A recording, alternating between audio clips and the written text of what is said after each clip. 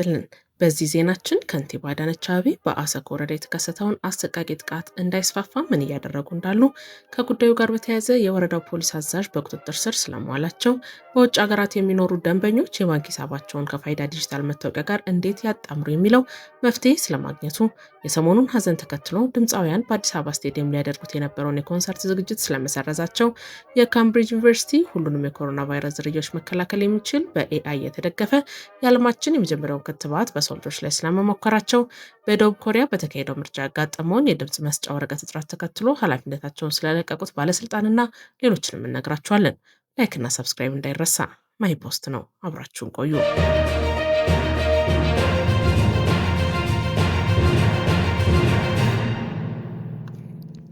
ከንቲባ አዳነች አቤቤ በትውልድ ስፍራቸው ከሰሞኑ የተከሰተውን አሳዛኝና አሰቃቂ ግድያ እንዳይስፋፋ ጥረት እያደረጉ ነው ተባለ። ከንቲባዋ በኦሮሚያ ክልል ምስራቅ አርሲ ዞን በአሰኮ ወረዳ የኦርቶዶክስ እምነት ተከታዮችና ቤተ ክርስቲያናት ላይ ተነጣጥሮ በታጣቂዎች የተሰነዘረ መጠነ ሰፊና አሰቃቂ የተባለ ጥቃት ለምን ዝም ብለው አለፉ ተብሎ ቅሬታ እየቀረበባቸው ነበር። በተለይም ጋዜጠኛ ኤልያስ መሰረት ይህንን አካባቢ የከንቲባ አዳነች የትውልድ ስፍራ ነው በማለት ምናልባትም ከሟቾቹ መሀል አንዳንዶቹ ሊያውቁ ወይም አብረው ተምረው ሰርተው ይሆናል። ታዲያ ሌላም ዓለም ላይ እንደምናየው በፍጥነት የጥቃቱ ቦታ ላይ ሄዶ ህዝብ ማረጋጋትና ማጽናናት በአካባቢው በቀጠለው ጥቃት ምክንያት አልተቻለም እንበልና በትውልድ ስፍራቸው እንዲህ አይነት ዘግናኝ ጥቃት ሲፈጸም ነፍስ ይማር ለማለትና ድርጊቱን ለማውገዝ ምን ነው ተሳናቸው ሲል ነበር።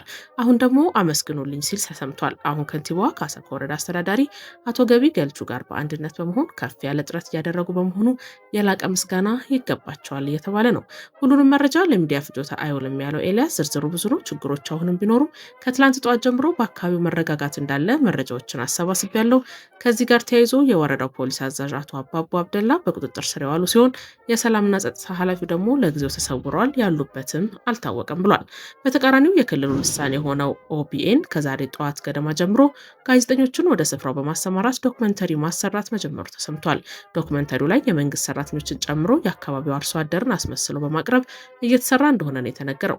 ይህንን እልቂት ተከትሎ ድምፃውያን የኮንሰርት ዝግጅቶቻቸውን እየሰረዙ ነው። ትናንትና ዕለት ድምፃዊ ራይል ጌቱ ምንም ነገር ከእምነት አይበልጥብኝም አልሳተፍም ብላ ነበር። በዛሬው ዕለት ደግሞ ድምፃዊ ሳሚዳን አዘጋጆቹን ይቅርታ በመጠየቅ ኮንሰርቱን ሰርዟል። ድምፃዊው መጀመሪያ ሳስበው ከላዩ ላይ የተወሰነ ገቢ ለተጎጂዎች ስለሚሰጥ በሙያዬ ማገዝ ከቻልኩ ጥሩ ነው ብዬ ነበር። ሳስበው ግን ከህዝብ ሀሳብን መውጣት የለብንም፣ ደግሞም ሀዘን ላይ ነን፣ ኮንሰርት ላይ አልሳተፍም ትቼዋለሁ ብሏል። ዛሬው ዕለት በአዲስ አበባ ስቴዲየም ሊካሄድ የታሰበው ይህ ኮንሰርት የአርሰናልን ማሸነፍ ተከትሎ የተዘጋጀ ነው። በውጭ ሀገራት የሚኖሩ ደንበኞች የባንክ ሂሳብን ከፋይዳ መታወቂያ ጋር የማጣመር ነገር መፍትሄ አግኝቷል። የኢትዮጵያ ብሔራዊ ባንክ ባወጣው መመሪያ መሰረት በዋና ዋና ከተሞች በሚገኙ የባንኮች ቅርንጫፎች የተከፈቱ የባንክ ሂሳብ ባለቤቶች የሆኑና እስከ ግንቦት 6 ቀን 2018 ዓ.ም ከፋይዳ መታወቂያ ጋር ሳያጣምሩ የቀሩ ደንበኞች በቀጣይ እስኪያጣምሩ ሂሳባቸው በጊዜያዊነት እንዳይቀሳቀስ መደረጉን አስታውሷል። ከዚህ ጋር በተያያዘ የኢትዮጵያ ብሔራዊ ባንክ መኖሪያቸው የኢትዮጵያ ውጭ ያደረጉ ደንበኞች የባንክ ሂሳባቸውን ከፋይዳ መታወቂያ ጋር ማጣመር ሳያስፈልጋቸው በጊዜያዊነት በልዩ ሁኔታ መስተናገድ የሚችሉበትን አሰራር ዘርግቷል። በዚህ መሰረት ከዚህ በፊት ሂሳብ በሚከፍቱበት ወቅት ከመኖሪያ አድራሻቸው ከኢትዮጵያ ውጭ እንደሆነ በባንኮች የመረጃ ቋት የተመዘገበ ማስረጃ ያቀረቡ ደንበኞች ሂሳብ አልታገደም ብሏል። የኢትዮጵያ ንግድ ባንክ በተለያየ ምክንያት ውጭ ሀገር እንደሚኖሩ በባንኮች የመረጃ ቋት ላይ ያላስመዘገቡና የባንክ ሂሳባቸው የታገደባቸው ደንበኞች በተለያየ አግባብ መስተናገድ የሚችሉ መሆኑም ተገልጿል። አንደኛው ከኢትዮጵያ ውጭ መኖራቸውን የሚገልጽ ማስረጃ ካቀረቡ ነው። ለምሳሌ የትምህርት ማስረጃ፣ የሕክምና ማስረጃ፣ የውጭ ሀገር መንጃ ፍቃድ፣ ከውጭ ሀገር የተሰጠ ውክልና፣ የመኖሪያ ፍቃድ ወይም የሎ ካርድ፣ የስራ ፍቃድ ወይም ሀገር ውስጥ እያሉ የተሰጠ ውክልና ሆኖ ነገር ግን ውክልናው ላይ ውጭ ሀገር መኖራቸውን የሚገልጽ ሀሳብ ካለ በህጋዊ ወኪሎቻቸው አማካኝነት በማቅረብ እግዱን ማስለቀቅ ይቻላልም ተብሏል። ሁለተኛው ዲፕሎማቶች የዲፕሎማቲክ ማህበረሰብ መታወቂያቸውን በማሳየት ወይም ሂሳቡ የተከፈተው በዲፕሎማት መታወቂያ ከሆነ እግዱ ተነስቶላቸዋል፣ ሂሳባቸውን ማንቀሳቀስ ይችላሉ ተብሏል። ደንበኛው በውጭ ሀገር እንደሚኖር የሚያረጋግጥ የኢሜይል መልእክት በኤምባሲ ወይም በቆንስላ በኩል ከመጣ እግዱ በጊዜያዊነት ተነስቶላቸው መስተናገድ ይችላሉም ተብሏል። ደንበኞች በውጭ ሀገር መኖሪያቸውን የሚያስረዱ የሚችሉ ማስረጃዎችን በቀጥታ የባንክ ሂሳብ በከፈቱበት ቅርንጫፍ ስራ አስኪያጅ የኢሜይል አድራሻ ወይም በዲያስፖራ ባንኪንግ ክፍል የኢሜይል አድራሻ በመላክ እግዱን በጊዜያዊነት ማስነሳት ይችላሉም ተብሏል። የዲያስፖራ ባንኪንግ የኢሜይል አድራሻው diaspora banking@cbe.com.et ነው። በዩክሬን ጦርነቱ ከተጀመረ ጊዜ አንስቶ 707 ህጻናት መገደላቸው ተሰማ። የዩክሬኑ ፕሬዝዳንት ቮሎዲሚር ዜሌንስኪ በሁለቱ ሀገራት ከ4 ዓመታት በላይ በዘለቀው ጦርነት በሩሲያ የተገደሉ 707 ህጻናትን አስታውሰዋል። በምስራቃዊ ዩክሬን ላይ በደረሰ የሩሲያ ሌላ የቦምብ ጥቃትና የድሮን ጥቃት ቢያንስ 5 ሰዎች ሲገደሉ 11 ሰዎች ቆስለዋል ሲል የዩክሬን ብሔራዊ የፕሬስ አገልግሎት ዘግቧል። በሲቪል መሰረተ ልማት ላይ የደረሰው ጉዳት ሰፊ የነበረ ቢሆንም ቢያንስ 14 አፓርትመንቶችና 11 መኪኖች ጉዳት ደርሶባቸዋል። እንዲሁም የህክምና ተቋም ተሽከርካሪና አምቡላንስ ወድሟል። በሌላ የሩሲያ ጥቃት በሰሜን ምስራቅ ዩክሬን ካርኪቭ ክልል ውስጥ ቢያንስ 3 ሰዎች ሲሞቱ 21 ሰዎች ቆስለዋል ሲሉ የክልሉ ገዢ ተናግረዋል። በሰሜን ምስራቅ ዩክሬን ውስጥ የሱሚ ክልል ወታደራዊ አስተዳደር ኃላፊ እንደተናገሩት ሩሲያ በሾስትካ አውራጃ ላይ በፈጸመችው ጥቃት ቢያንስ 2 ሰዎች ሲገደሉ 4 ሰዎች ቆስለዋል። በፌብሩዋሪ 2022 የጀመረው ሩሲያ በዩክሬን ላይ ባካሄደችው መጠነ ሰፊ ጦርነት የተገደሉ ልጆች በማስታወስ ዘለንስኪ ዓለም አቀፍ የንጹሐን ህጻናትን የጥቃት ሰለባዎች ቀንን በማስታወስ ህጻናቱን አስበዋል። ሩሲያና ዩክሬን የምርኮኛ ወታደር ልውውጥን አድርገዋል። ሩሲያና ዩክሬን የጦር ምርኮኞችን ልውውጥ ማድረጋቸውንና በእያንዳንዱ ወገን 185 ወታደራዊ አባላት መለቀቃቸውን የሁለቱ ሀገራት የመከላከያ ሚኒስትሮች አስታውቋል። በተባበሩት አረብ ኤምሬትስ አሸማጋይነት የተከናወነው ይህ የምርኮኞች ልውውጥ ሁለቱን ሀገራት በፈረንጆቹ ከ2022 ጀምሮ እያካሄዱ ባለው ከፍተኛ ጦርነት ውስጥ ከተመዘገቡት ጥቂት የስምምነት ነጥቦች አንዱ ሆኖ ተመዝግቧል። ሩሲያው መከላከያ ሚኒስቴር ባወጣው መግለጫ የተለቀቁት ሩሲያውያን ወታደሮች በአሁኑ ወቅት በቤላሩስ እንደሚገኙና አስፈላጊው የስነ ልቦና እንዲሁም የሕክምና እርዳታ እየተደረገላቸው መሆኑን ገልጿል። ወታደሮቹ በቀጣይ ለተጨማሪ ሕክምና ወደ ሩሲያ እንደሚወሰዱም ታውቋል። በሌላ በኩል የዩክሬኑ ፕሬዝዳንት ቮሎዲሚር ዜሌንስኪ በቴሌግራም ገጻቸው ባስተላለፉት መልእክት 185 የዩክሬን መከላከያ ሰራዊት አባላትና አንድ ሲቪል ከሩሲያ እገታ ተለቀው ወደ ሀገራቸው መመለሳቸውን አረጋግጠዋል። ከተመለሱ ወታደሮች መካከል በማሪውፖልና በአዞቭስታል የብረት ፋብሪካ ውጊያ ላይ የተሳተፉ እንዲሁም ከ2022 ጀምሮ በምርኮ ላይ የቆዩ ወታደሮች እንደሚገኙበት ታውቋል። ዜሌንስኪ የወታደሮቻችን መመለስ ለዩክሬን ዘላቂ ሰላም ቅድሚያ የሚሰጠው ጉዳይ ነው መሆኑን አመላካች ነው ሲሉ ገልጸው እያንዳንዱን ምርኮኛ ነጻ ለማውጣት በየቀኑ ጥረት እየተደረገ መሆኑን ተናግረዋል ሲል አርቲ ኒውስ ዘግቧል። በደቡብ ኮሪያ የምርጫ ወረቀት በማለቁ የምርጫ ቦርዱ ሊቀመንበር ከስልጣን ለቀቁ። በደቡብ ኮሪያ በተካሄደው የአካባቢ ምርጫ ወቅት ባጋጠመ ከፍተኛ የድምፅ መስጫ ወረቀት እጥረትና የሎጂስቲክ መስተጓጎል ምክንያት የሀገሪቱ ብሔራዊ ምርጫ ኮሚሽን ሊቀመንበር ሮህ ታይ-አክ ከኃላፊነታቸው መልቀቃቸውን ይፋ አድርገዋል። ባለፈው ረቡዕ በተካሄደው በዚህ ምርጫ በመላ ሀገሪቱ የሚገኙ 50 የድምፅ መስጫ ጣቢያዎች ላይ የምርጫ ወረቀት ሙሉ በሙሉ በማለቁና በሌሎች 22 ጣቢያዎች ላይ ደግሞ የቁሳቁስ እጥረት በመዘግየቱ በህዝብ ዘንድ ከፍተኛ ቁጣ ተቀስቅሷል። ሊቀመንበሩ አርብ ዕለት በሰጡት መግለጫ ለተፈጠረው የአመራርና የአደረጃጀት ውድቀት ሙሉ ኃላፊነት እንደሚወስዱና ክስተቱ በሀገሪቱ ዲሞክራሲያዊ ሂደት ላይ ህዝብ የነበረውን እምነት ያጎደፈ መሆኑን አምነው ይቅርታ ጠይቀዋል።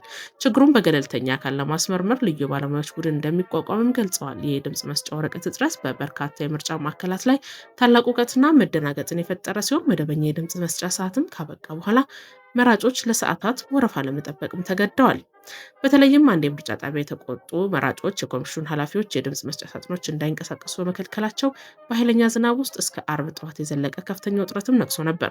በመጨረሻዎቹ በመቶዎች የሚቆጠሩ የፖሊስ አባላት ተሰማርተው ሳጥኖቹን ያስለቀቁ ሲሆን የድምፅ ቆጠራው በአስገራሚ ሁኔታ አርብ ከሰዓት በኋላ ሊጠናቀቅ ችሏል።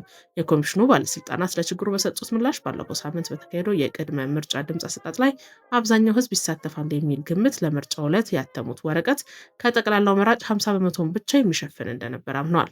ይህ ክስተት በእስያ ቀዳሚ ዲሞክራሲ በምትባለው ደቡብ ኮሪያ ውስጥ በዜጎች የመመረጥ ህገ መንግስታዊ መብት ላይ የተፈጸመው ትልቅ ውድቀት ተደርጎም ተወስዷል።